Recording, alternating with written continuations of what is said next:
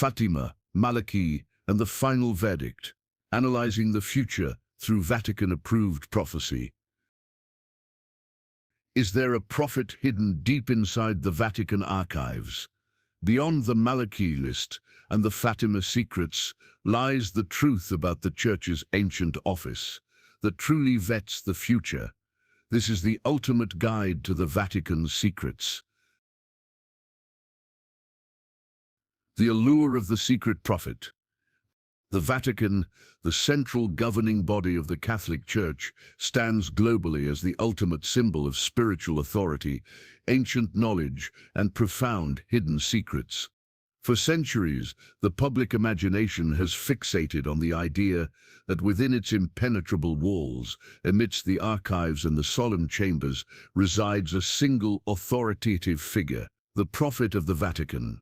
This individual, according to widespread popular belief, holds the coded keys to the future, delivering definitive, divinely inspired predictions regarding global conflicts, the destiny of the papacy, or even the precise timing of the apocalypse. This enduring quest for a singular, official prophetic voice reflects a deep-seated human need for certitude and foreknowledge in a chaotic world. We crave an assured oracle, backed by the highest spiritual authority, that can cut through the noise of secular predictions and offer an unassailable roadmap of coming events. Yet, the reality within the Holy See is far more complex structured, and indeed far more cautious than this romantic notion suggests. There is no official office, no reserved chair for a designated Vatican prophet.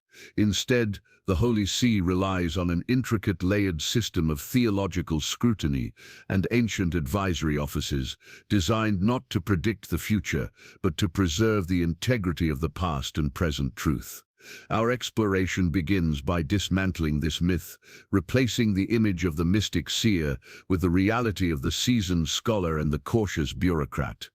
We must turn our focus from the sensational claim of prophecy to the rigorous, multi-century process of doctrinal authentication. The true story of Vatican prophecy is not found in hidden scrolls predicting the next world war, but in the meticulous legal and theological framework employed to judge whether an alleged divine message, an apparition, a vision, a word of prophecy is authentic or merely a dangerous delusion. This initial shift in perspective is critical. The Vatican's primary mission is the preservation of revealed truth, not the creation of new sensational revelations. We will systematically explore the official capacities, the essential distinctions, and the gatekeepers who collectively manage the Church's stance on the supernatural, setting the groundwork for understanding how specific prophecies are either embraced or decisively rejected. Part 2. Doctrinal Foundation. Public Revelation versus Private Revelation. To understand the Vatican's approach to prophecy, one must first grasp the fundamental doctrinal distinction that acts as the bedrock of all Catholic teaching, the difference between public revelation and private revelation. This theological line is the most crucial boundary in the entire discussion of prophecy. Public revelation refers to the definitive body of truth revealed by Jesus Christ and concluded with the death of the last apostle, St. John. This revelation contained in sacred scripture and sacred tradition is considered complete, definitive, and binding upon the conscience of every Catholic. The Church teaches that since the 1st century, God has provided humanity with everything necessary for salvation. Therefore, the role of the Church's magisterium, teaching authority, is not to introduce new truths, but only to guard, transmit, and interpret this existing perfect deposit of faith. This means that no prophecy, no matter how spectacular or convincing, can ever add to, subtract from, or correct public revelation. In contrast, private revelation refers to all subsequent supernatural communications received by individuals throughout history, from Marian apparitions like Lourdes and Fatima to the visions of various saints and mystics. The Church's official stance on private revelation is one of extreme caution and prudence. The purpose of these subsequent revelations is defined as assisting the faithful in living out the faith more fully in a specific historical context. They are calls to repentance, prayer, or specific devotions. Crucially, the Church teaches that belief in private revelation is not required for salvation. A Catholic may believe in Fatima because it has been officially approved, but they are not obligated to do so because it does not pertain to the core tenets of faith. This single distinction is the Vatican's shield against hysteria and theological anarchy. It ensures that the Church remains moored to the ancient, complete truth, regardless of the fervor surrounding any modern-day purported prophet. Any alleged new prophecy must therefore be rigorously tested against the unchangeable standard of public revelation. Part 3. The Prophetic Office of the Pope, Guardian of the Truth. If a Vatican prophet exists, many assume it must be the Pope himself. Yet, the papal office's primary function is misunderstood in the context of prophecy. The Pope is not divinely commissioned to predict future events. His mission is far more sacred and authoritative. He is the supreme pastor and doctor of all the faithful, entrusted with the divine mandate to guard the deposit of faith. The Pope's most profound teaching authority is expressed through papal infallibility, defined primarily through ex cathedra pronouncements. It is essential to understand what infallibility is and what it is not.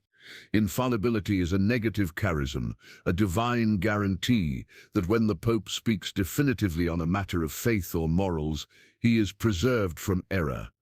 This power is invoked only to clarify or defend an existing truth found in public revelation. It is a historical and doctrinal safeguard, not a predictive power. Therefore, the Pope's prophetic voice is found in his consistent teaching authority, his ability to apply the timeless truths of the gospel, public revelation, to the immediate moral, social, and spiritual crises of the modern era. When the Pope speaks out against injustice, defends the sanctity of life, or calls for peace, he is exercising his prophetic mission, not as a diviner of future events, but as a witness to the eternal law of Christ. The prophetic role of the papacy is thus one of moral and doctrinal clarity, an authoritative interpretation of God's revealed will, a far more weighty and consequential task than mere fortune-telling. This focus reinforces the Vatican's commitment to the established truth, placing the stability of doctrine far above the instability of future predictions. Part 4. The Real Advisor, the Theologian of the Pontifical Household. While there is no official Vatican prophet, there is an ancient and critically important advisory position dedicated to ensuring the theological soundness of the Holy Father's pronouncements. The Theologian of the Pontifical Household, historically referred to as the Master of the Sacred Palace. This office, traditionally held by a member of the Dominican order, the Order of Preachers, acts as the Pope's personal theological consultant. The Theologian of the Pontifical Household serves as the ultimate internal safeguard against doctrinal error and spiritual imbalance. Before any major papal document, speech, or publication is released, the theologian meticulously reviews the content. Their mission is to guarantee that the text is fully consistent with the entire body of Catholic tradition and dogma. In the context of prophecy, this means the theologian would be tasked with the rigorous theological dissection of any alleged supernatural claims or visions presented to the Pope, advising on their compatibility with public revelation and their potential pastoral consequences. This office is the epitome of the Vatican's cautious, intellectual approach to faith. The theologian is not chosen for mystical visions or prophetic gifts, but for their scholarly expertise, intellectual rigor, and profound mastery of historical theology. They are the quiet academic counterweight to potential sensationalism. Their presence within the papal household ensures that all communications emanating from the highest office of the Church are grounded in reasoned faith and historical precedent, demonstrating that the real power in the Vatican's inner circle lies not in predicting tomorrow, but in mastering the theological lessons of 2,000 years of Church history. This function underscores the truth that the Vatican values wisdom and discernment over mere supernatural spectacle. Part 5. The Official Gatekeepers. The Dicastery for the Doctrine of the Faith, DDF. The final and most crucial mechanism the Vatican employs to address claims of prophecy and supernatural occurrences is the Dicastery for the Doctrine of the Faith, DDF, formerly known as the Holy Office or the Congregation for the Doctrine of the Faith. The DDF is the oldest of the Vatican's administrative departments and acts as the ultimate gatekeeper of orthodoxy. Its role in investigating alleged apparitions, visions, and prophecies is highly structured, multi-layered, and intentionally slow. The process of investigating a prophetic claim is almost always initiated at the local diocesan level by the presiding bishop. The DDF only intervenes after the local investigation has been launched, and usually only to provide guidance, criteria, or final definitive judgment on behalf of the Universal Church. The DDF provides the rigorous criteria for discernment, which are designed to systematically rule out natural explanations, such as psychological delusion or fraud, before any supernatural consideration is even entertained. The DDF investigation involves assembling theological commissions, consulting experts in psychology, sociology, and science, and cross-referencing the alleged message with the entire corpus of public revelation. The investigation is not looking for proof that the message is true, but rather for any proof that the message is not true, a skeptical and meticulous approach that reflects the highest standard of theological prudence. The entire process emphasizes sobriety, documentation, and the protection of the faithful from error. The DDF rarely issues a final judgment favoring the status of non-constat de supernaturalitet. It is not certain that it is supernatural to maintain pastoral flexibility. This deliberate bureaucratic rigor is the ultimate answer to the search for the Vatican prophet. The Church ensures that no single voice of prophecy gains currency until it has passed through the gauntlet of the DDF's stringent, skeptical scrutiny. Part 6. Case Study. Approved Prophecy. The Messages of Fátima. To see the Vatican's regulatory process in action, we turn to the most prominent and officially approved private revelation of the 20th century, the apparitions of the Virgin Mary at Fátima, Portugal. This case study perfectly illustrates the cautious, decades-long scrutiny required before a prophetic message is deemed worthy of belief. For decades following the initial events, the local bishop monitored the claims, the visionaries, and the resulting spiritual fruits before submitting his findings to Rome. The full, formal approval was not given until 1930, 13 years after the apparitions ceased. The central elements of Fátima, the appearance of the Virgin Mary to 3 shepherd children, and the revelation of the 3 secrets, dramatically captured the world's attention. The content of the secrets dealt with matters of profound historical significance: the vision of hell, the prediction of the end of World War I and the start of a second, and most famously, the symbolic vision of the assassination attempt on a pope. This last element fueled intense public speculation and led many to believe Fátima held the key to global political destiny. However, when the 3rd secret was finally published in 2000, accompanied by a comprehensive theological commentary from the Vatican, the Church emphasized a crucial interpretation. The vision was a representation of the suffering of the Church throughout the 20th century, not a precise prediction of a single future event. The Fátima case confirms the Vatican's priorities. The Church approved the revelation primarily because its core message aligned perfectly with public revelation, a strong, urgent call for repentance, prayer, and conversion. The spectacular elements, the solar miracle, the vision of the future, was secondary. The approved message was designed not to satisfy curiosity about the future, but to intensify the spiritual life of the faithful in the present.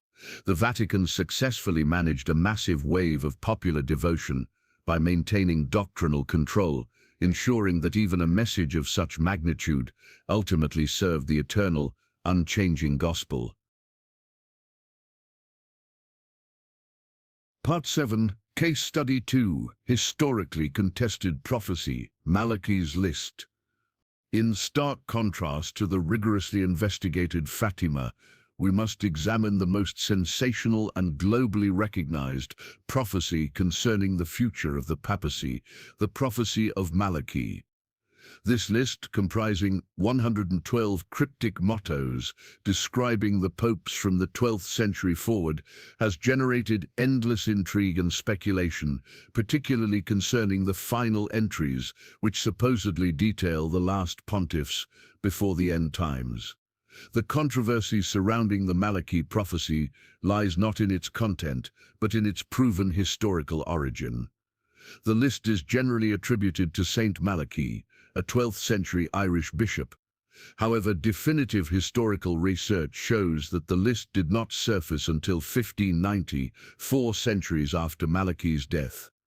Most scholarly historians and Vatican observers now agree that the prophecy is a 16th century fabrication, almost certainly created to influence a specific papal election in 1590, serving a precise political purpose rather than a supernatural one.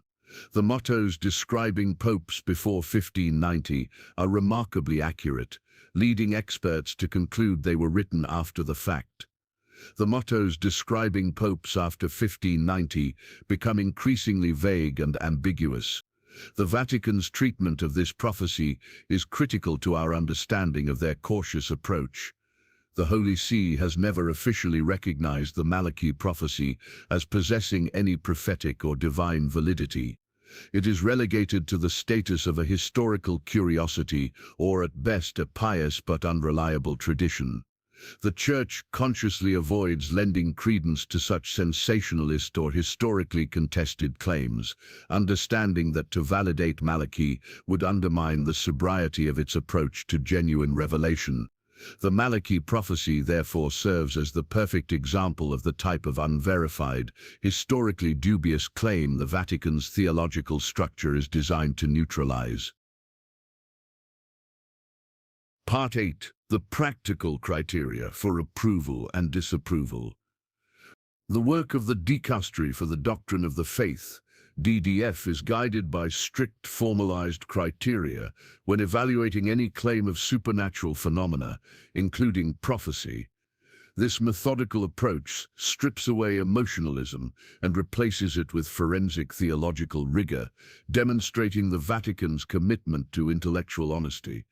The DDF utilizes 2 primary categories for assessment: positive and negative criteria. The positive criteria look for verifiable signs of divine intervention. These include the moral quality of the visionary, their integrity and obedience to the Church, the absence of error in the theological content of the message. It must perfectly align with public revelation, and the spiritual fruit generated increased faith, conversions and authentic miracles attributed to the devotion. If the alleged prophet or message generates division, disobedience or financial exploitation, the investigation is immediately halted. The negative criteria seek reasons for outright rejection. These include any evident doctrinal error in the message, the pursuit of financial gain or public fame by the visionary, or demonstrable psychological disturbances or instability. The Church also looks for strange phenomena that are gratuitous or manipulative. Following a thorough investigation, the Church issues one of 3 formal judgments: constati supernaturalitatis. It is certain that it is supernatural, leading to approval. Non constati supernaturalitatis. It is not certain that it is supernatural, leaving the door open but offering no approval. Or definitively, constati non supernaturalitatis. it is certain that it is not supernatural, leading to official prohibition. This rigorous three-tiered judicial structure is the final unglamorous answer to the romanticized search for the Vatican prophet. Part 9. The true role of prophecy in the modern world. The purpose of any prophecy approved by the Vatican is often misunderstood by the wider public, which tends to seek definitive predictions of impending disaster. However, the true function of private revelation today is not to provide new knowledge about the future, but to serve as a timely exhortation, a spiritual alarm bell, calling the faithful back to the fundamentals of the gospel. Approved prophecies, whether from Fátima or other sanctioned sites, are consistently rooted in three core messages: prayer, penance, and conversion.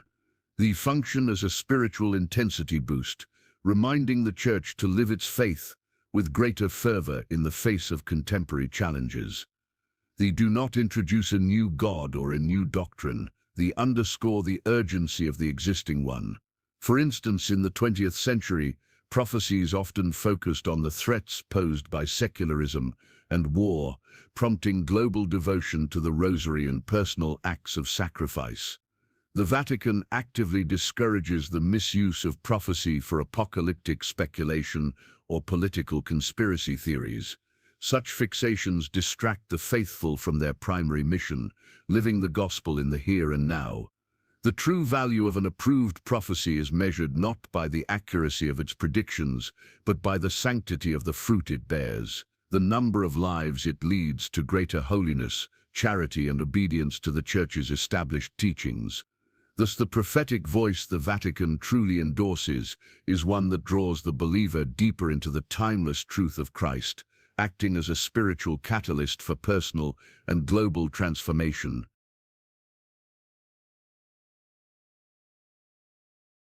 Part 10. Conclusion. The guardian of truth, not the prophet of doom. Our comprehensive journey through the theological structure of the Vatican reveals a truth far more profound than the myth of a single secret prophet. The reality is that the Holy See operates as the guardian of the deposit of faith, using layers of ancient offices and meticulous modern bureaucracy to protect the integrity of Christian doctrine. We have moved beyond the sensational image of the seer to appreciate the critical roles played by the theologian of the Pontifical Household and the dicastery for the doctrine of the faith. Their function is not to predict the end times, but to ensure that all supernatural claims are soberly and rigorously tested against the complete and unchangeable truth revealed by Jesus Christ 2,000 years ago. The Vatican is not defined by its pursuit of the next revelation, but by its unwavering fidelity to the last and greatest one. The legacy of the Church in dealing with prophecy is one of sustained prudence, caution, and deep intellectual responsibility. The prophetic voice within the Vatican is therefore collective, authoritative, and doctrinal, a voice that teaches the truth, warns against error, and calls humanity to conversion. The ultimate message is clear. The future is not to be feared through cryptic codes, but to be embraced through faithful living in the present, guided by the constant and authoritative teaching of the Church. The Vatican's greatest strength lies in its refusal to chase sensationalism, standing firm as the unwavering anchor of immutable truth.